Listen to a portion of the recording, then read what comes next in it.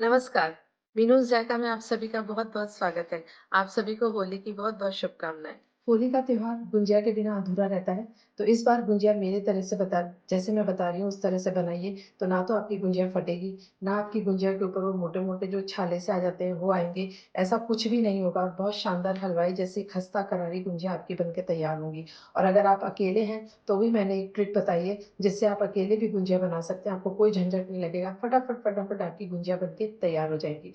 मेरी रेसिपी पसंद है तो प्लीज़ इसे लाइक करिए, शेयर करिए, मेरे चैनल पर नए हैं तो ज़रूर सब्सक्राइब करिए और बेल आइकन प्रेस करिएगा ताकि आने वाली वीडियोज़ का नोटिफ़िकेशन आपको मिल सके। गुंजिया बनाने के लिए मैंने ये 500 ग्राम मैदा लिए।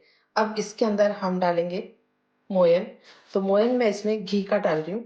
ये मैंने आधा कप घी लिया है, करीब 110-111 ग्राम ये घी है। तो ये घी मैं सारा इसके अंदर डाल देती हूँ और आप घी ही डालेंगे तो आपकी गुंजिया एकदम खस्ता बनेगी। वैसे आप तेल भी डाल सकते हैं, लेकिन तेल से क्या होता है कुरकुरापन आता है, खस्तापन नहीं आता। तो आप घी डालेंगे तो ज़्यादा बेटर रहेगा। इसमें मैं डाल रही हूँ ये 1 चुटकी भर नमक। इससे कोई नमक का प्रभाव नहीं पड़ेगा, कोई नमकीन नहीं होगी हमारी गुंजिया। लेकिन मीठी चीज़ में अगर आप 1 चुटकी नमक डालते हैं तो उससे टेस्ट एनहांस हो जाता है। अब सबसे पहले हम इस घी को पूरी मैदा में अच्छी तरह से मिक्स कर लेंगे। अच्छे से मैदा के हर कण पे घी का मोयन लग जाना चाहिए। तो खूब अच्छे से ये पूरा घी मैदा के अंदर दोनों हाथों से इस तरह से रगड़-रगड़ के और हम अच्छे से पूरी मैदा में घी को लगा लेंगे। ये घी हमारा मैदा के अंदर खूब अच्छे से मिक्स हो गया है। ये देखिए मैं हल्के से हाथ से इसको बांध रही हूँ और मुट्ठी हमारी खूब अच्छे से बंध रही है।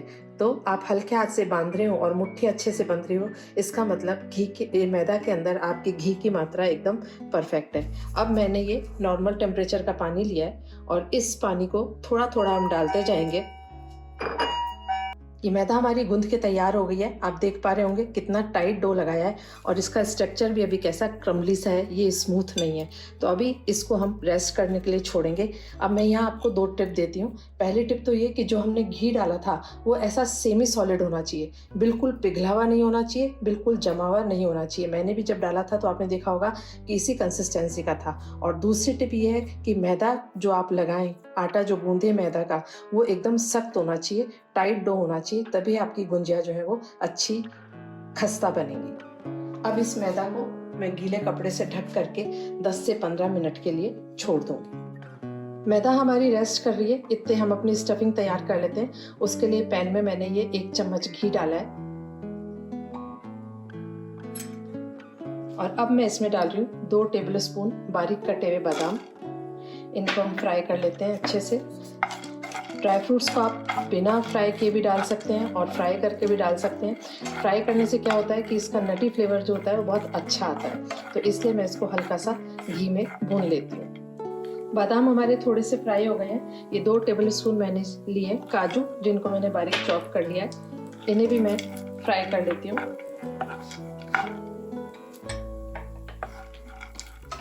मीडियम फ्लेम के ऊपर, लो टू मीडियम फ्लेम के ऊपर हम इसको हल्का सा फ्राई कर लेंगे, बहुत जल्दी कलर पकड़ लेते हैं। अब मैं गैस कर रही हूँ बंद और ये मैंने 2 टेबल स्पून लिए चिरौंजी, जिसको चारोली भी बोलते हैं, वो मैं इसके अंदर डाल रही हूँ और थोड़ी सी लिए मैंने किशमिश, वो किशमिश मैं इसके अंदर डाल रही हूँ। और इन सबको थोड़ा सा, अभी पैन हमारा काफ़ी गर्म है, अच्छे से इनको हम भून लेते हैं। सब चीज़ें भुन गई हैं, इनको मैं प्लेट में निकाल लेती हूँ ताकि ये सब ठंडे हो जाएं। वही पैन मैंने फिर से गैस के ऊपर रखा है और ये मैंने लिया है 400 ग्राम मावा। ये बाज़ार का मावा है, लेकिन घर का मावा भी हम तैयार कर सकते हैं। उसकी जो रेसिपी है मावे की कि मिल्क पाउडर से कैसे मावा बनाना है और माइक्रोवेव में सिर्फ 3 मिनट के अंदर वो मावा बन जाता है, वो मेरे पेज के ऊपर आपको रेसिपी मिल जाएगी। मैं लिंक भी इसका शेयर कर दूँगी। तो अब इस मावे को हम बिल्कुल लो फ्लेम के ऊपर अच्छे से भून लेंगे। ये देखिए मावे ने घी छोड़ना शुरू कर दिया है, लेकिन अभी इसको हम थोड़ी देर और भूनेंगे ताकि मावा जो है वो थोड़ा हल्का सा गुलाबी रंग का हो जाए, अच्छा सा भुन जाए। मावा भूनने से गुंजिया की शेल्फ लाइफ बढ़ जाती है। आप आराम से इसको 15-20 दिन के लिए एयरटाइट कंटेनर में स्टोर कर सकते हैं और जिस विधि से, जिस ट्रिक्स के साथ मैं बता रही हूँ, तो आपकी गुंजिया नरम भी नहीं पड़ेंगी, एकदम वैसी खस्ता करारी बनी रहेंगी। तो इसको थोड़ी देर हम मावे को और भून लेते हैं। ये मावा हमारा भुन गया है, बहुत अच्छी खुशबू आ रही है मावा भुनने की और हल्का सा कलर भी इसका चेंज हो गया है, लाइट पिंक के शेड का हो गया है। पैन को इसने छोड़ना शुरू कर दिया है। तो अब मैं इसकी गैस ऑफ करती हूँ और इसको प्लेट में निकाल करके ठंडा होने रख देती हूँ। मैदा को रेस्ट करते हुए 15 मिनट हो गए हैं। अब मैं इसका कपड़ा हटा देती हूँ और इसको मैं स्लैब के ऊपर ले लेती हूँ। इसको हम थोड़ा सा नीट करेंगे। स्लैब को मैंने खूब अच्छे से साफ कर लिया है और इस मैदा को मैंने स्लैब पे निकाल लिया है। इसको थोड़ी सी देर हम नीट कर लेंगे ताकि हमारी मैदा जो है वो एकदम से स्मूथ हो जाए। तो थोड़ी देर इसको हम गूंद लेते हैं। मैदा हमारी अच्छे से गूंद गई है। अब इसमें से मैं एक बड़ी सी लोई ले रही हूँ। अच्छी बड़ी लोई ले लीजिए। जब हम अकेले होते हैं तो हमें गुंजिया बनाने में बहुत त्रास आता है कि कौन बनाए, कौन बेलेगा, कौन भरेगा। तो उसके लिए मैं आपको एक ट्रिक बताती हूँ। फटाफट आप बेलिए और फटाफट उनको भर दीजिए। बाकी मैदा जो है इसको मैं कपड़े से ढक के रख देती हूँ। स्लैब मैंने साफ कर ही लिया था। अब इस लोई को थोड़ा सा शेप दे देते हैं और इसकी अब एक बड़ी सी रोटी बेल लेते हैं। जितनी हम चपाती बनाते हैं उससे थोड़ी सी पतली इसको पूरा मैं बेल लेती हूँ। ये देखिए मैंने बड़ी सी रोटी बेल ली है और ये इसकी थिकनेस है। रोटी से जैसे हम रोटी बनाते हैं उससे थोड़ा सा मैंने पतला रखा है। अब मैंने ये एक टिफ़िन लिया है और इस टिफ़िन से हम इसकी गोल गोल पूरियाँ इससे कट कर लेते हैं। तो एक बार में आराम से 4-5 पूरियाँ बन जाएंगी और फटाफट इस तरह से हम पूरियाँ बना के रख लेंगे और फिर उनको एक साथ भर लेंगे। तो अकेले हैं तो गुंजिया बनाने में हमें ज़्यादा तकलीफ नहीं होगी। ये देखिए सारी पूरियाँ मैंने बेल ली हैं। लास्ट में कटिंग की ये 3 लोइयाँ मैंने 3 बना ली हैं। इतनी सी मैदा बची थी, इसको मैं अलग अलग बेल करके 3 पूरी बना लेती हूँ। ये देखिए 10 मिनट के अंदर ये सारी पूरियाँ मेरी बिल के तैयार हो गई हैं। इनको मैं गीले कपड़े से ढक करके रख देती हूँ और अब हम अपनी स्टफिंग तैयार कर लेते हैं। स्टफिंग बनाने के लिए मावा हमारा बिल्कुल ठंडा हो चुका है। अब इसमें मैं डाल रही हूँ आधा कप पिसी हुई चीनी। आप अपने टेस्ट से कम ज़्यादा इसको कर सकते हैं। ये मैंने 5-6 इलायची ली थी जिनको मैंने दरदरा कूट लिया है। वो इलायची के दाने मैं इसके अंदर कुटे हुए डाल रही हूँ और ये जो हमने ड्राई फ्रूट्स फ्राई किए थे वो मैं इसके अंदर डाल रही हूँ। हम लोग सूजी और नारियल पसंद नहीं करते हैं गुंजिया के अंदर, तो मेरे घर जैसी बनती है वैसी ही मैं आपको बता रही हूँ। ये रेसिपी मैंने मेरी सासू माँ से सीखी थी जब मैं शादी होके आई थी। तो हमारे यहाँ सिर्फ प्योर मावे की ही गुंजिया बनाई जाती है। ड्राई फ्रूट्स पे आप अपनी मर्जी के हिसाब से कम ज़्यादा या जो आपको पसंद हो वो ड्राई फ्रूट्स डाल सकते हैं या बिना ड्राई फ्रूट्स के भी आप इसको बना सकते हैं। तो जो प्योर मावे की अपन बनाते हैं तो उस गुंजिया में ज़्यादा अच्छा टेस्ट आता है। आप बना के देखिएगा, बहुत टेस्टी गुंजिया हमारी बन के तैयार होती है। और स्टफिंग बनाते हुए ध्यान रखिएगा कि जब मावा बिल्कुल ठंडा हो जाए तब आप उसमें चीनी डालिएगा, वरना चीनी पानी छोड़ देगी और मावा एकदम गीला गीला सा हो जाएगा। तो जब हम गुंजिया को फ्राई करेंगे तो हमारी गुंजिया फट सकती हैं। तो इस स्टफिंग को मैं अच्छे से मिक्स कर लेती हूँ। ये देखिए स्टफिंग को मैंने अच्छे से मिक्स कर दिया। इसको हाथ से मैंने अच्छे से मिला लिया था ताकि चीनी की गुठली हो कोई तो वो भी अच्छे से मिक्स हो जाए। अब हम हमारी गुंजिया बना लेते हैं। ये देखिए 2-3 तरह के गुंजिया के सांचे मार्केट के अंदर आते हैं। एक तो ये प्लास्टिक का आता है, मुझे ये बहुत अच्छा लगता है कि बहुत हैंडी है, बहुत आसानी से बन जाता है। ये मेटल के अंदर भी आते हैं गुंजिया के सांचे, तो आपको जो आसान लगे, जिसमें आपको ईज़ी लगे वो आप गुंजिया का सांचा ले लें और इससे गुंजिया बना। ये मैंने गुंजिया का सांचा लिया है और इसके ऊपर जो पूरियाँ हमने बेल के रखी थी वो पूरी मैंने इस सांचे के ऊपर लगा दी है और चारों तरफ इसमें पानी लगा दिया है मैंने, ताकि अच्छे से गुजिया हमारी सील हो जाए, फ्राई करते हुए फटे नहीं। और अब ये जो हमने स्टफिंग तैयार की थी, ये 1 चम्मच स्टफिंग भर के मैं यहाँ बीच में इसमें डाल देती हूँ। 1 डेढ़ चम्मच जितनी आसानी से आ जाए। और ध्यान रखिएगा कि किनारों के ऊपर स्टफिंग नहीं आए, नहीं तो गुंजिया को सील होने में प्रॉब्लम आएगी।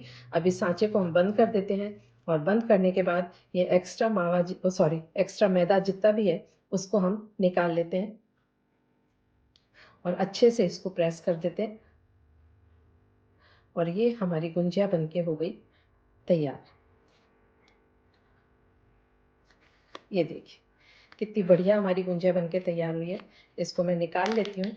डिज़ाइन भी अच्छा आ गया और इसको मैं एक परात के अंदर रखती जाऊंगी। एक और बताती हूँ, मैंने वो बेली हुई पूरी सांचे के ऊपर रखी, चारों तरफ इसके पानी लगाया और 1 डेढ़ चम्मच स्टफिंग, इसको थोड़ा सा ऐसे टिल्ट कर लीजिए और फिर ये स्टफिंग लेके 1 डेढ़ चम्मच स्टफिंग इसके अंदर हम डाल देंगे। ध्यान रखिए किनारों की तरफ स्टफिंग ना आए, नहीं तो वो सील नहीं हो पाएगी। और इसको अच्छे से बंद कर देते हैं, पैक कर देते हैं।